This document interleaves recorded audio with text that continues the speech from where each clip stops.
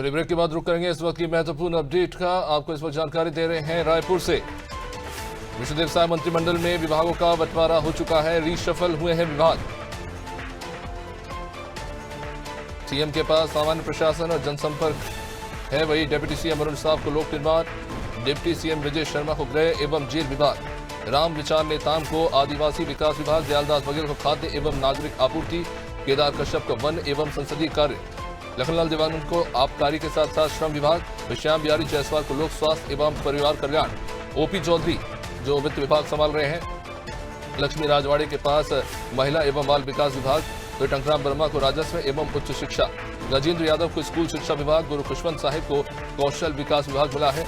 वही राजेश अग्रवाल जो नए मंत्री बने हैं उन्हें पर्यटन विभाग मिला है। गुरु खुशवंत साहिब उन्हें कौशल विकास विभाग मिला है और गजेंद्र यादव स्कूल शिक्षा विभाग।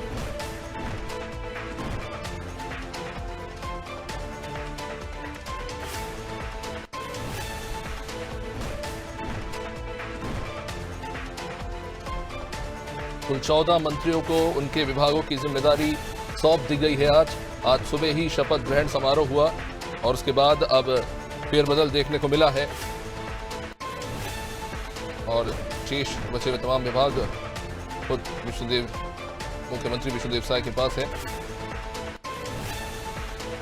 सभी की नजर इस बात पे थी कि किस मंत्री को कौन सा विभाग दिया जाता है और काफी महत्वपूर्ण तब्दीलियां देखने को मिली है।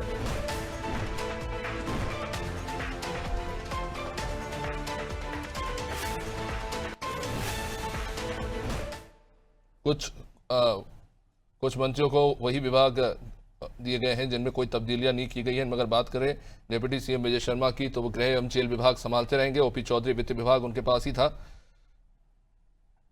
कुछ विभागों में तब्दीलियां जो है देखने को मिली है और कहीं ना कहीं अब से पहले तक कुल मुख्यमंत्री को मिला के कुल 11 मंत्री काम संभाल रहे थे और ऐसे में विभागों का अत्यधिक बोझ भी कहीं ना कहीं था जो अब थोड़ा कम हो गया है।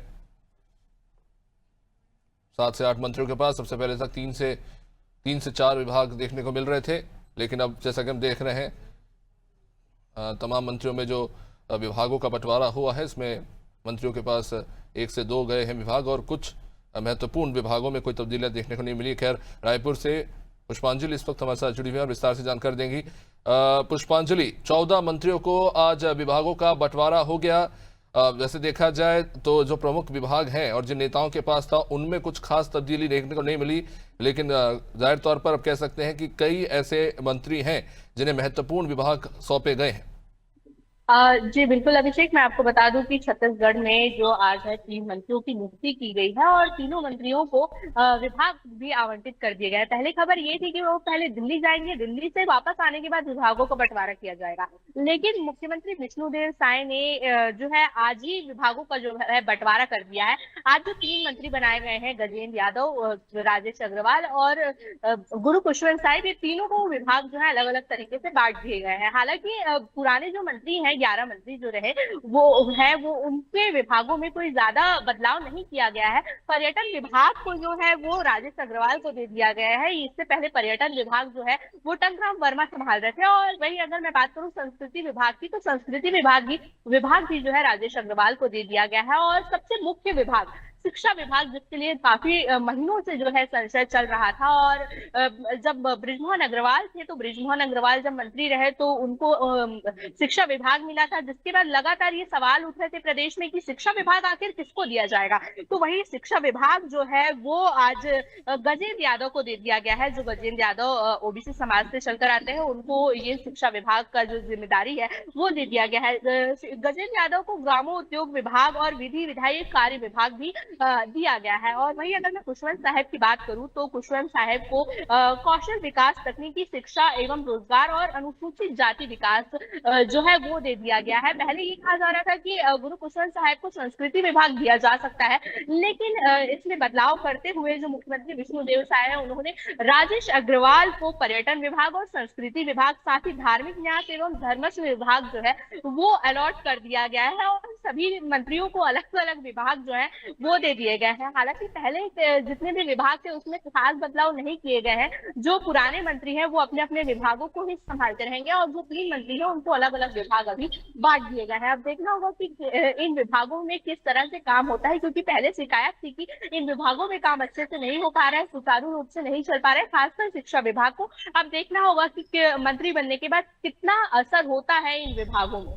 जी अभिषेक। निश्चित रूप से जैसे कि हम देख रहे थे कि अतिरिक्त कार्य का बोझ भी था।